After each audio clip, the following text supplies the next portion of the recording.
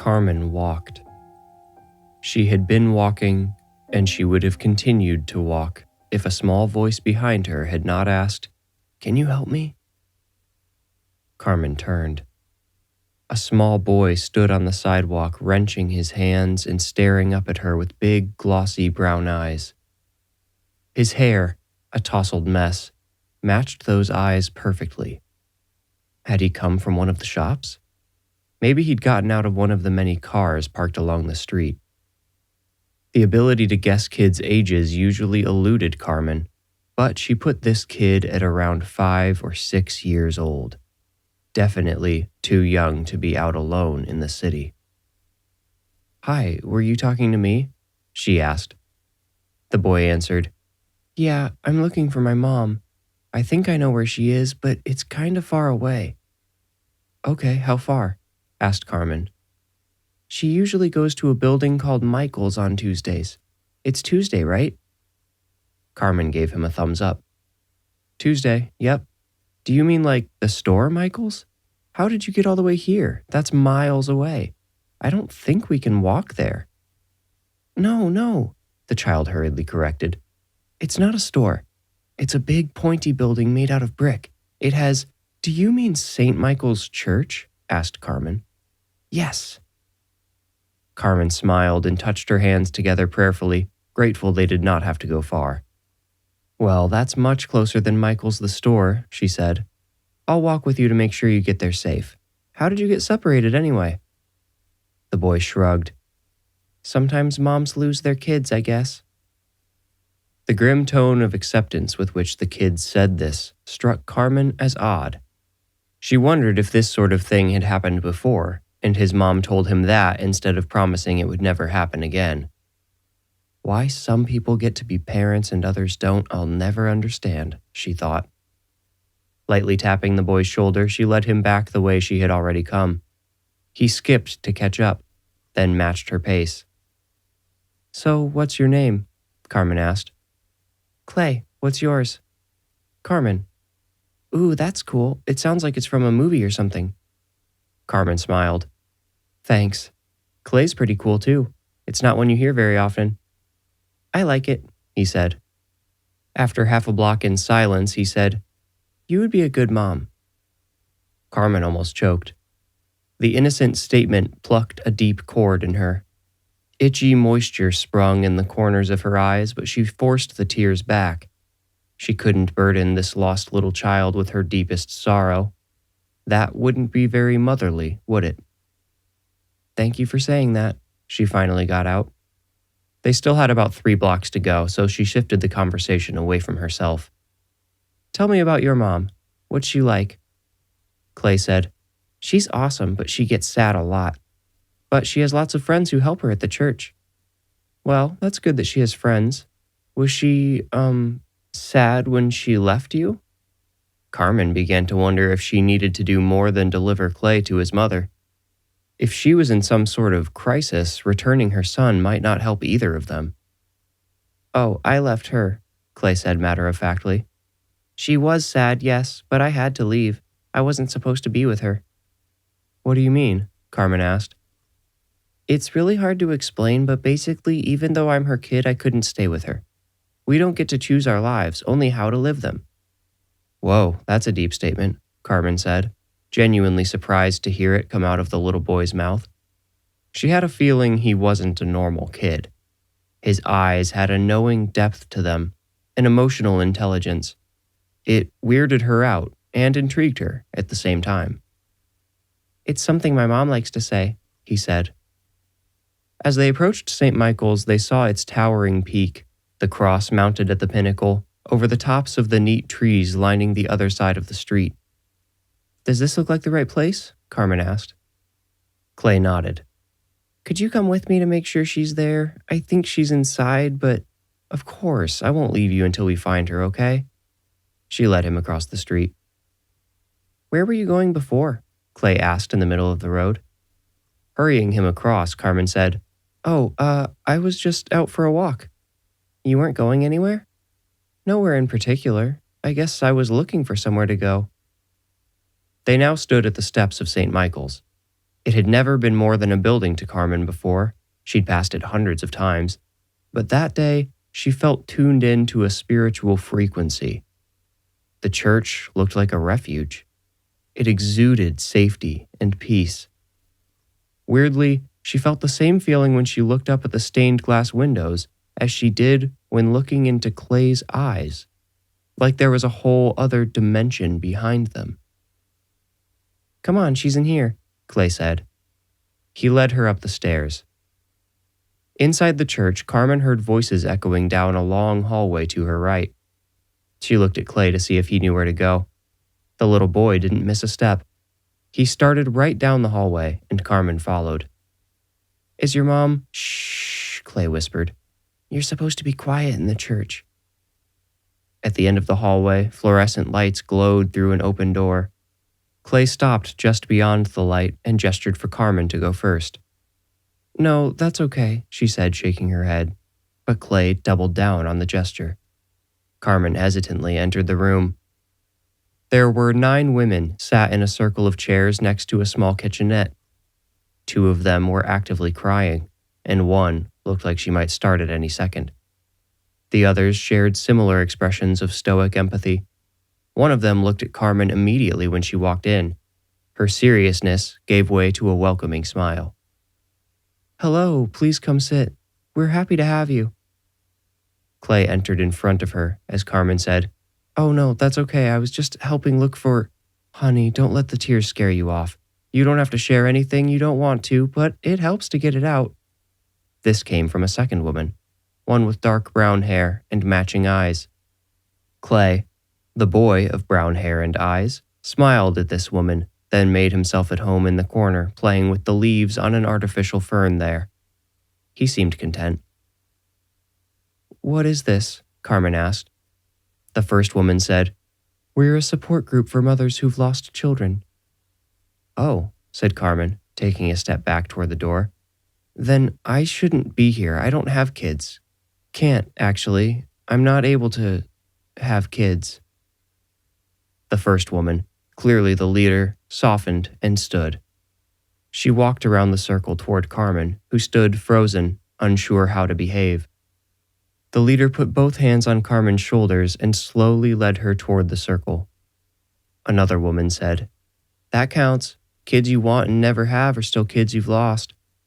Solemn nods of agreement rippled around the circle. The leader, whose name was Sarah, sat Carmen next to the brown-haired, brown-eyed woman who greeted her with a compassionate smile. "My name is Monica," the brown-eyed woman said, "and I'm here because I lost one of my children." She stated her tragedy with honorable regard, then paused until Carmen looked at her. They locked eyes. "That was 3 years ago now, yet here I am, still a grieving mother."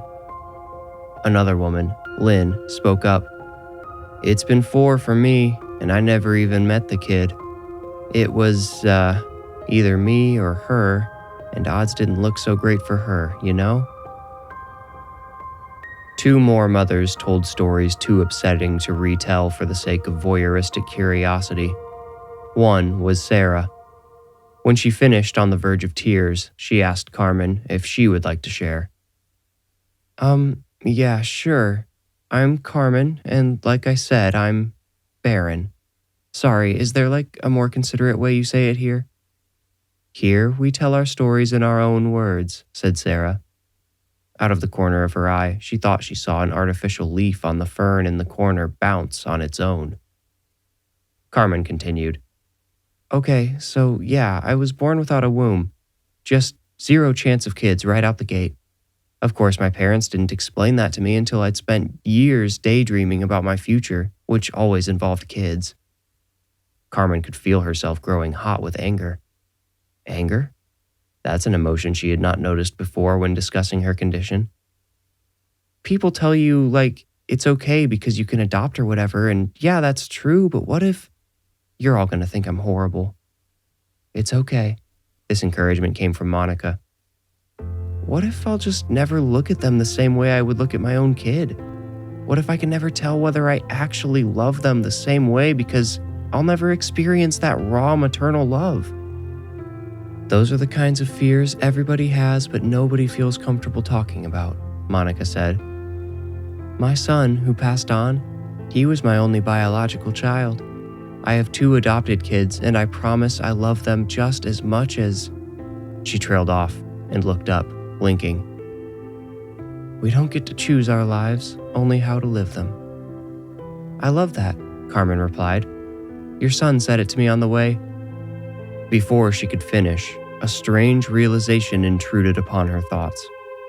She had assumed Clay was Monica's child because they looked so similar, but Monica just told her that her living children were both adopted.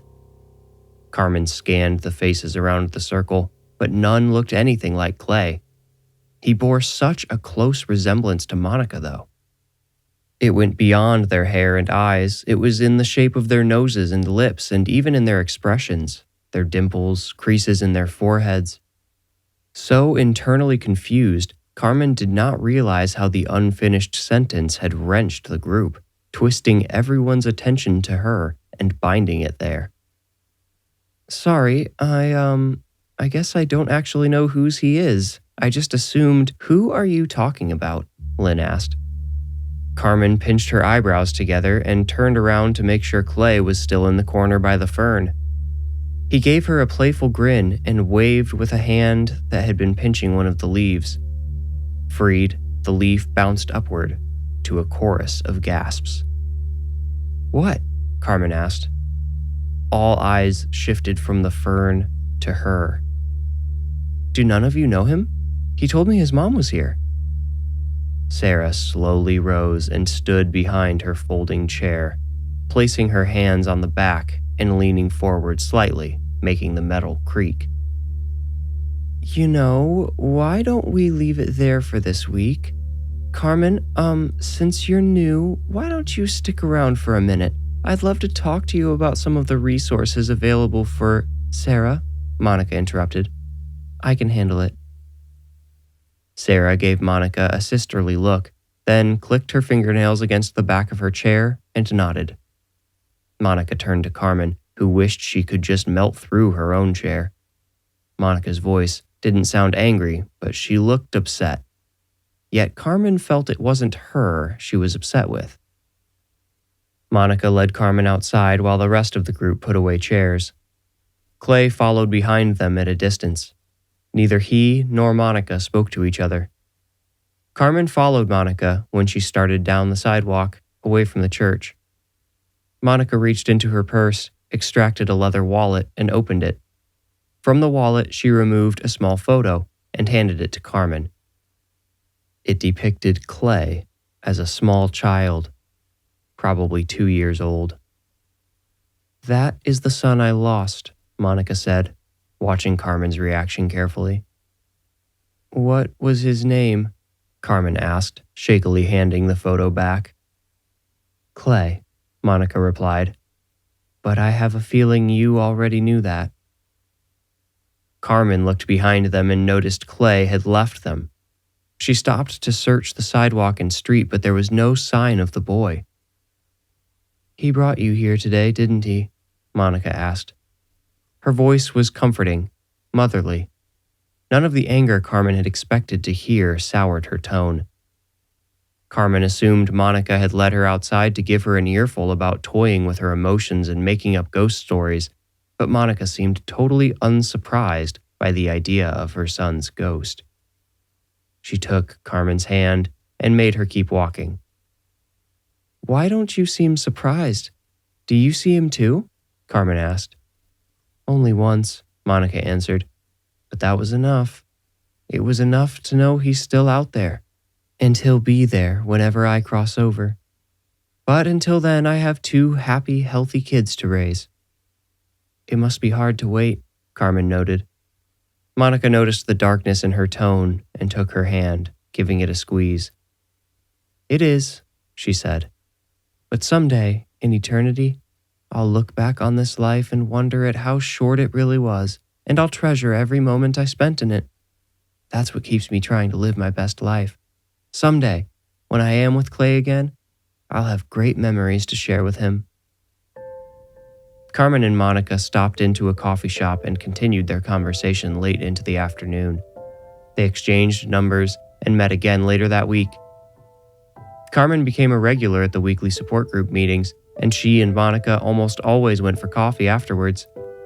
Over the months that followed, they became as close as any friends have ever been. Close enough for Carmen to feel comfortable sharing a dark secret. One afternoon, nearly a year after their first meeting, Carmen and Monica were walking to their favorite coffee shop when Carmen asked, "Can I tell you something I've never admitted about the day we met?" "Please do," Monica encouraged. "That day, when Clay found me, I said I was just out for a walk. Truth is, I'd been walking for a couple of hours. I was trying to find a building that—" Her eyes grew misty, and her steps shrunk. Monica took her arm and walked her to a city bench. They sat beside each other as Carmen continued. "I was looking for a building to jump off of." Monica hugged her and asked, "Do you still want to do that?" Carmen shook her head. "No, I still have the feelings that led me to that place, but I understand them better thanks to you and the group. Seeing how you and those other women managed to get by, it's helped." "I know," Monica replied. Carmen pushed away slightly to look at Monica's expression. She had not expected such a plain statement. Monica smiled, then looked down. "I know because I was once there myself. Losing Clay just shattered me. I was ready to leave this planet and shed all the grief and guilt and pain. I convinced myself I wasn't needed. But that night, as I sat on the edge of my bed with a handful of pills and a big glass of whiskey, Clay appeared." Carmen said, "The one time you saw him was the night I was ready to kill myself over him," Monica finished. She chuckled. "I guess my boy's a sort of guardian angel, huh? He saved us both." Hey, it's Miles. Please don't skip ahead. This is not an ad break, nor is it the end of the episode. Well, unless you want it to be. If you enjoyed that conclusion and want the story to end here, you have my full blessing to stop listening now. From this point, we will depart from the touching ghost story of the first half and follow Carmen and Monica into a dark second act. This is, after all, the Warning Woods horror stories. Again, if you are content to leave the story here, please do. If you choose to continue, don't say I didn't warn you. I understand this subject matter is quite sensitive for many people, and up until now, I have tried to handle it with care. I will stop doing so now. So, last chance. You may end now or continue at your own will. Still here? All right then, here we go. 1 year later, Carmen possessed an inner peace she had never known before. It allowed her to do things like go out, sometimes even on dates, but often just with friends. She discovered a certain excitement about life, a new dream, not of a life she could not have, but one which was hers to mold. One night out in the city, the friend who had accompanied Carmen needed to take an emergency cab ride home after eating a suspicious pork taco. Carmen told her she would catch a ride home for herself, but decided to stay out just to see what might happen. As she walked toward the heart of downtown, she heard a cry for help. It came from a boy's voice, wrapped only in the wispy husk of the man he would become. There was no time to shout back. The boy's plea sounded urgent. It seemed to come from just ahead and around the corner. Carmen drunkenly barreled up the sidewalk around the corner and into the shoulder of a man standing outside smoking with his buddies. He looked to be a few short years older than Carmen, and unlike his friends who passively sucked their cigarettes at whim, this man dragged on his as if every molecule that entered his lungs was a long-awaited cure. "You all right?" he asked through a smoky halo. Carmen blustered, "I'm so sorry, did you see a kid over here somewhere, or hear him?" "No, I did not," said the handsome stranger. but I'd be happy to help you look for him." The man's friends walked back into the bar, leaving Carmen alone with the stranger on the sidewalk. "My name's David," said the stranger. "Huh?" asked Carmen, still catching her breath.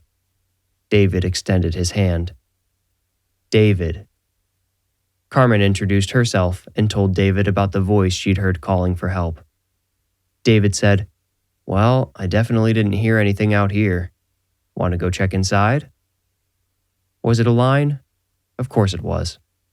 Carmen knew the look in David's eyes well. She had seen it dozens of times in bars all over town.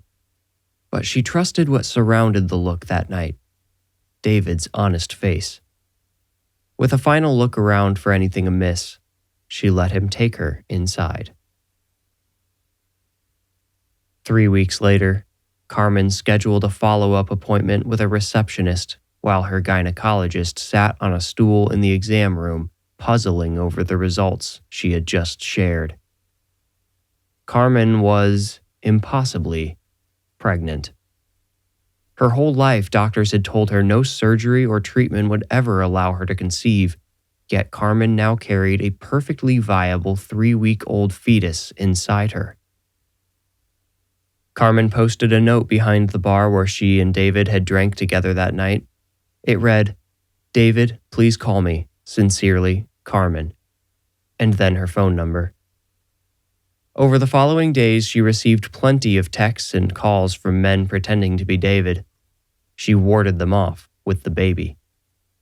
Finally, at 1 a.m. Saturday morning, the real David called. He accepted the news with unexpected joy. He told Carmen her child was a miracle, but she had never mentioned her condition to him, so how did he know? Carmen stopped going to group meetings out of guilt. It didn't feel fair to prance her miracle in front of all of her friends who had lost children that would never return. Most of them would never experience a miracle like she had. Most. Monica called her a couple of times to check in, but Carmen always had an excuse ready for why she missed the meeting. She promised she would be back soon, but really, she didn't think she needed to go anymore. David proposed after 2 months. Carmen used this news as an occasion to meet up with Monica for the first time since she met David. Carmen told Monica she wanted to introduce her to a couple of people. They agreed to meet at their favorite coffee shop. Carmen and David arrived first. "David?" Monica gasped instantly upon entering the cafe. David and Carmen both turned, startled. "Monica?" David replied, mystified.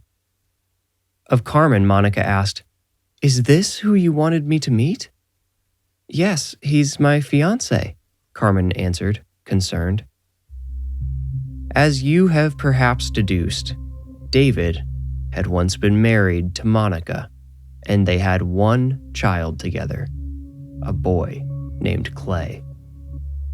"But wait, I thought you were still married and had adopted kids," Carmen blustered. David answered for Monica. She married a guy who had 2 kids already, one older and one younger than Clay. Oh my God," Monica whispered, leaning away from the table at which she had yet to sit. You said you wanted me to meet too. Are you? No, you can't be. Are you?" Carmen's announcement was no longer good news. It was an affront, a perversion. She was pregnant with a miracle child from her best friend's ex-husband. All she could do, holding back tears and a gurgling stomach full of decaf latte, was nod. Months later, Monica woke to baby Caleb's cries in the middle of the night. She thought David was supposed to get up with him. Mentally exhausted, she assumed she had simply gotten her days mixed up. She plodded down the hall to Caleb's room. She scooped him into her arms and put him on her breast. Their bodies both relaxed into the dark silence. Then Carmen heard voices. 2 adults, a male and a female, were whispering viciously at one another from another part of the house. The man had to be David, but who was the woman? Holding Caleb tight against her so he wouldn't start crying again, Carmen rose and went out. She found David at the front door, which he held partially open. It blocked the woman he was arguing with from Carmen's view. "David?" Carmen asked. He jumped, hitting his shoulder against the edge of the door. It swung open to reveal Monica, her right hand gripping a knife. "David, what's going on? What's she doing here?" Carmen whimpered. "It's okay, Carmen. We're just talking," David soothed. "Let me see him," Monica demanded. "I just want to see the baby." Carmen said, "No. I saw his pictures online and... She thinks he looks like Clay," David finished. "She's crazy," Carmen quietly shouted. Monica squeezed the knife's grip. Carmen knew David saw it happen. She expected him to slam the door and tell her to call 911, but instead he just stood there and said, "No, she's not." "What?" "Caleb looks..." "No, don't say it. Don't say that." "He looks exactly like Clay." "He's come back to us," Monica sang. "No, that's completely insane," Carmen screamed. Caleb started to cry. "Oh, David, don't you remember that cry? It's his cry," said Monica. David said, "I know, baby, I know." "Baby?" Carmen scolded. "What is happening?"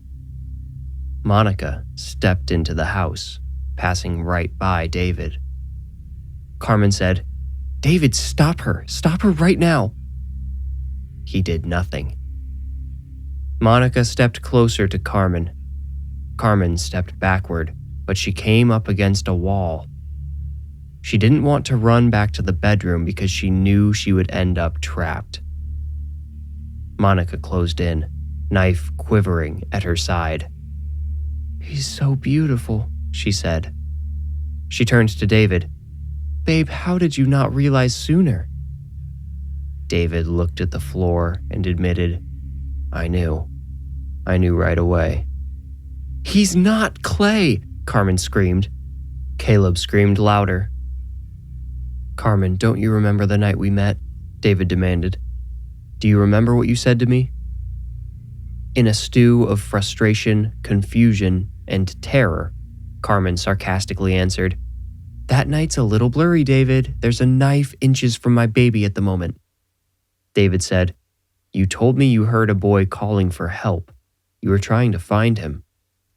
Monica answered, "He introduced you to me because he knew David would never talk to me." "He used you like a surrogate."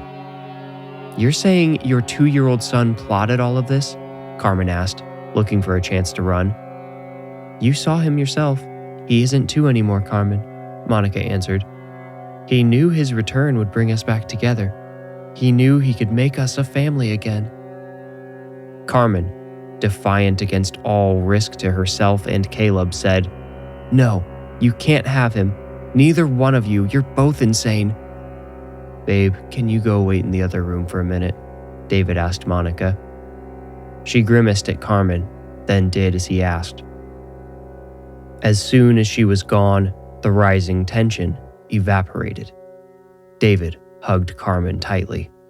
He whispered, "Okay, she's not going to stay away long. Don't worry, I'm calling the cops right now."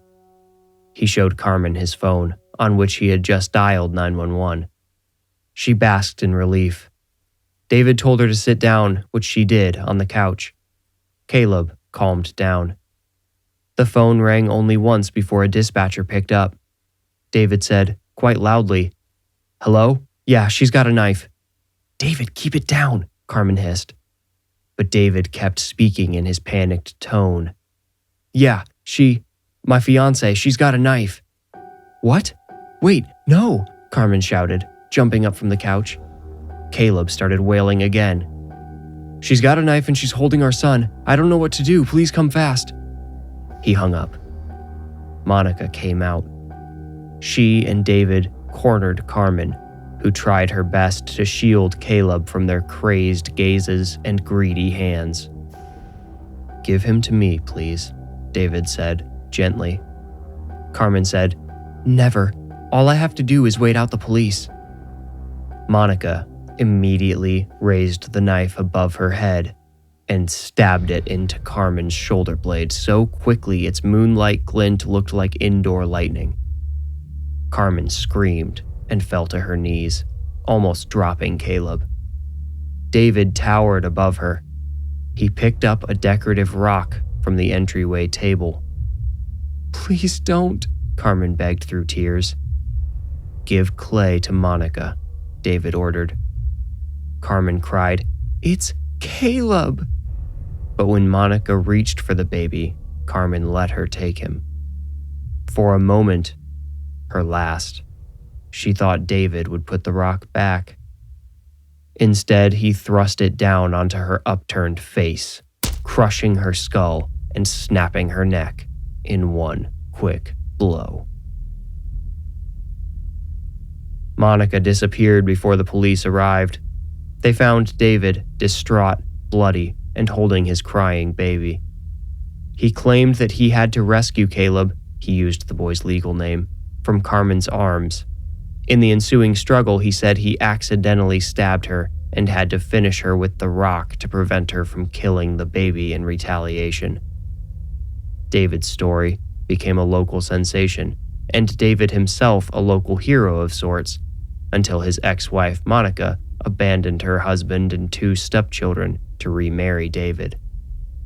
They had to move to escape the daily judgment of those familiar with their story. But Monica, David, and especially Caleb, whose parents always call him Clay at home, lived happily ever after.